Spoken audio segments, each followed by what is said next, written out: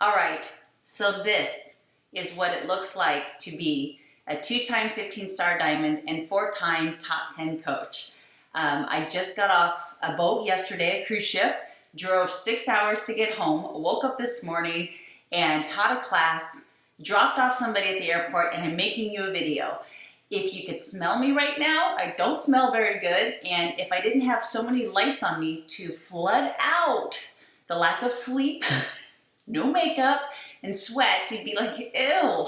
But there's a point to me looking so horrible in this video to let you know, guess what? Once you reach diamond, you're not resting. Now, I had the pleasure of watching Amanda's video this morning, and she hit the nail on the head. And there's really not a whole lot more for me to add about, so I'm diamond, now what? She hit the nail on the head. I sat down with Doug Moss, oh gosh, it was probably a year ago, and he showed me these statistics that just kind of blew my mind. I knew that I was building my business correctly because of, oh, look at, hey, you see her? I'm babysitting my daughter's cat. I've been building my business correctly, but it's like, what am I doing that other people aren't doing to be able to build their business as quickly? And he showed me this statistic that kind of summed it up for me, and it's what Amanda was talking about. And when you're a brand new coach, of course you don't have a team or an organization to mentor, but once you start growing a team and you get to diamond especially, you've got 8, 10, 12, 15 coaches that you are now helping duplicate what you do. And so it's very easy to get in that management mode. Very easy. I see it, I think, every single time I have a new coach hit diamond, they stop recruiting. But when you're brand new, you're recruiting 100%. But did you know as a diamond, you still should be spending about 90% of your time recruiting? Me, as a double 15-star diamond, still spends 50% of her time recruiting.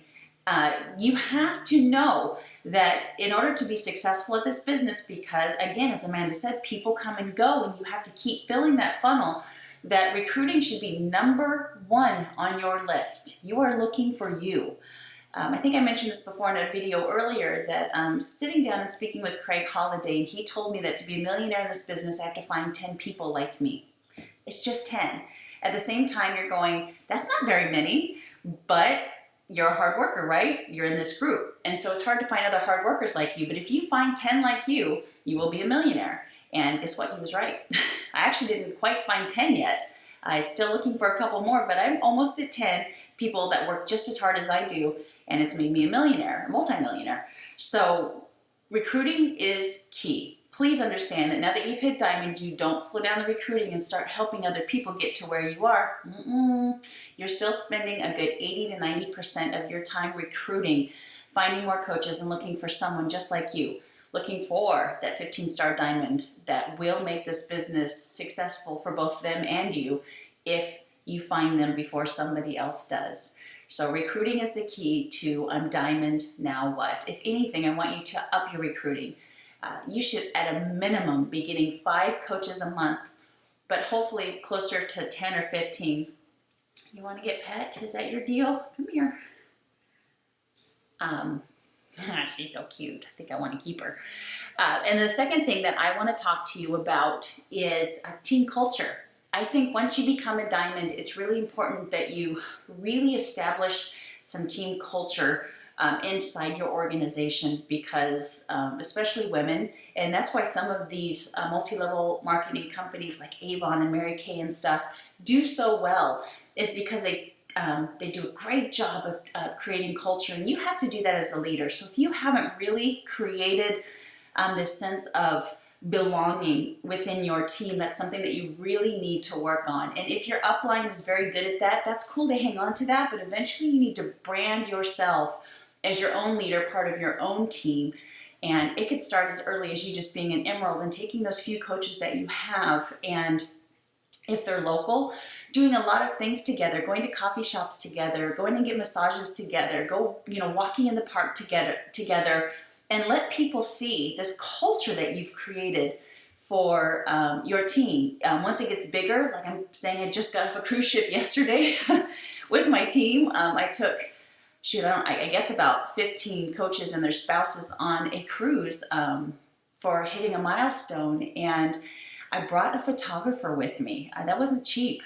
For one, I love her, and she's also a coach, but I wanted her to document that because those kind of things are huge for building your business. Because I'm telling you, if you've not heard me say it before, the reason I became a coach in the first place was that sense of belonging, wanting to be a part of a group of women and a few good men that made me feel part of something bigger than just myself. Stay-at-home mom, went to the gym every once in a while, but never really felt like I just had that community. And so it's very important to me to create that for my team. And I think that's a really good recruiting tool.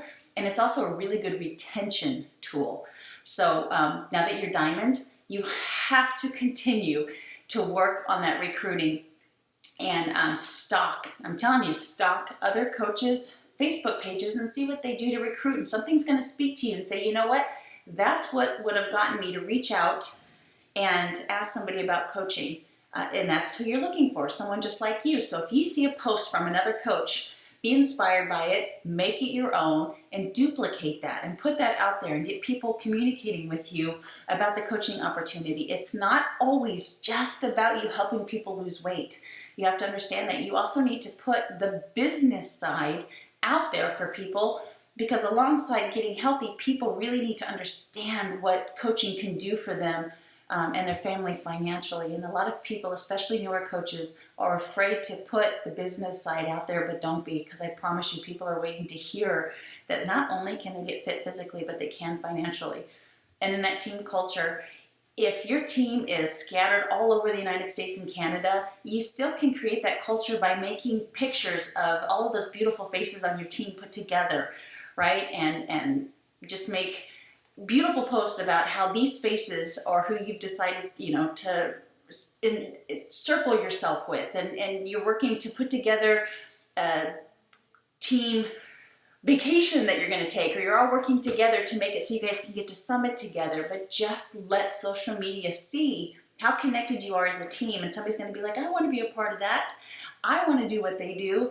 And it's a great recruiting tool, and like I said, it's a great retention tool to keep people want to stay with the team and work a little bit harder to earn those kind of things that you put together for your team, whatever that may be. It could even just be a phone call together to create that community that people need. So I'm Diamond. Now what? Please recruit. Continue to recruit heavier than you have before, especially with January coming. You're going to have lots of opportunity to bring people onto your team. And once you do, create that community that's going to allow them to feel a part of something bigger and want to work harder to be someone who's recognized as a community leader, which is what we all want, right? We want to help people change lives. So I'm anxious and so excited. I can't believe we only have a week left to see how many of you are actually going to pull off Diamond and make some money off of your hard work. So continue to keep doing what you're doing, and please post below what your goals are next year for recruiting. Are you going to recruit 5 a month, 7 a month, 10 a month? Are you going for the big 15, 20? Let me know. I'd love to see what your goals are for recruiting in 2016.